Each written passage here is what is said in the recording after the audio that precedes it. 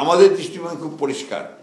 আমরা মনে করি যে আপনার এই ফ্যাসিবাদী হাসিনা সরকারের অধীনে যতগুলো নির্বাচন হয়েছে সমস্ত নির্বাচনগুলো অবৈধ হয়েছে। সিটি কর্পোরেশন ও পৌরসভার নির্বাচন হয়েছে, সেই নির্বাচনে জনপ্রতিনিধিদের তাদেরকে বাতিল করা হয়েছে। ইউনিয়ন পরিষদটা এখনো করা হয়, একই ধারায় কিন্তু নির্বাচন হয়েছে। সিটি কর্পোরেশন আমরা তো এটা বাতিল চেয়েছি, আমরা ইতিপূর্বে আমরা কিন্তু ইউনিয়ন পরিষদ বাতিল চেয়েছি, আপনাদের মনে থাকার কথা। গতকালকে বৈষম্য বিরোধী ছাত্র আন্দোলন জাতীয় নাগরিক কমিটি এই সিটি এবং পৌর কাউন্সিলরদের অপসারিত জানায়, তাদের একটা সমাবেশে যোগ দিয়ে তাদের বক্তব্য, তারা কি দৃষ্টিভঙ্গি কীভাবে বলেছে তারা বলতে পারবে। আমাদের দৃষ্টিভঙ্গি খুব পরিষ্কার।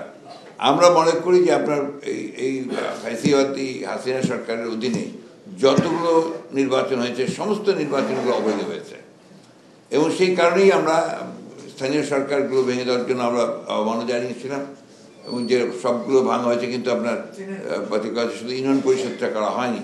আমরা সেটারও দাবি জানিয়েছি ইউনিয়ন পরিষদে অবিলম্বে এটাকে আপনার বাতিল করা হচ্ছে।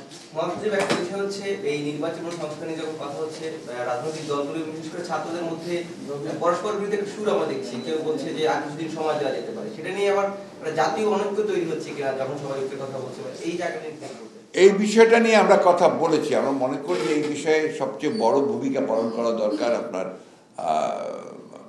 এই অন্তর্বর্তীকালীন সরকারের। তাদের দায়িত্ব হচ্ছে এখন সমস্ত স্টেক হোল্ডারদের সঙ্গে আলোচনা করে এই বিষয়ে যেন কোনো বিভ্রান্তি সৃষ্টি না হয়, সেই হিসাবে আপনার একটা তারিখ নির্ধারণ করা, সময় নির্ধারণ করা যেতে পারে, এবং সেটাই উচিত বলে আমরা মনে করি। জি, থ্যাংক ইউ।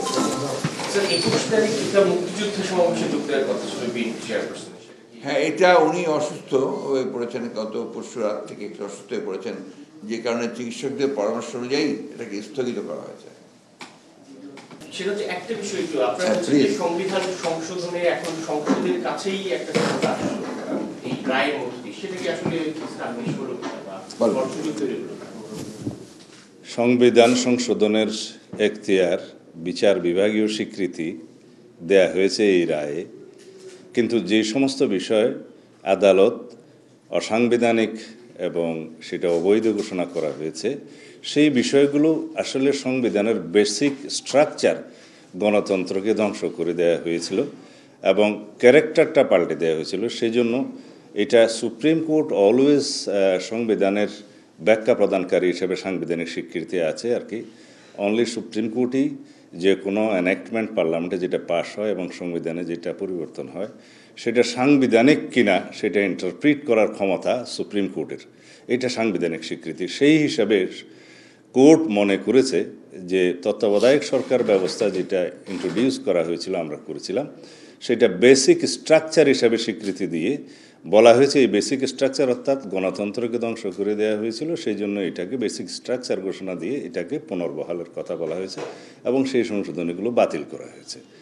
বাকি যেটা supreme judicial council 96 article, supreme judicial কাউন্সিলের ইন্ট্রোডাকশনটা হয়েছিল 5th অ্যামেন্ডমেন্টে শহীদ রাষ্ট্রপতি জিয়াউর রহমানের সময়ে, সেটাকে বিচার বিভাগের একটা রক্ষা কবচ হিসাবে দেখা হয়। সেই সুপ্রিম জুডিশিয়াল কাউন্সিলটা 16th অ্যামেন্ডমেন্ট কর্তৃক পরিবর্তন করে এটা অনেকটা সাবজেক্ট করা হয়েছিল সংসদের, সেটা আলাদা রিটের মধ্যে সেটা বিলুপ্ত ঘোষণা করা হয়েছে। বাট এইখানে 15th অ্যামেন্ডমেন্টে এটা অন্তর্ভুক্ত ছিল সুপ্রিম জুডিশিয়াল কাউন্সিল, সুতরাং এটাকে বাতিল করাতে যাবে না, এটাকে পুনর্বহাল করতে হবে, সেই জন্য এটা বহাল করা হয়েছে। আর দুইটা প্রভিশন যেগুলো নিরীহ প্রভিশন, যেটা প্রকৃতি সংরক্ষণ এবং নৃতাত্ত্বিক জনগোষ্ঠীর কালচারাল হেরিটেজ সংরক্ষণ, এগুলো সব বহাল করা হয়েছে।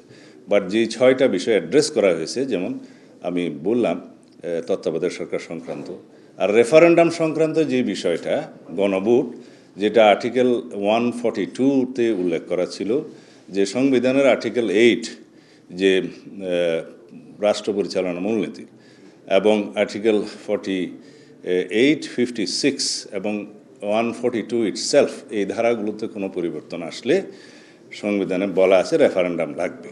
তো সেই বিধানটা আওয়ামী লীগ উড়িয়ে দিয়েছিল, সেটাকে পুনর্বহাল করা হয়েছে। এটাও একটা বেসিক স্ট্রাকচার।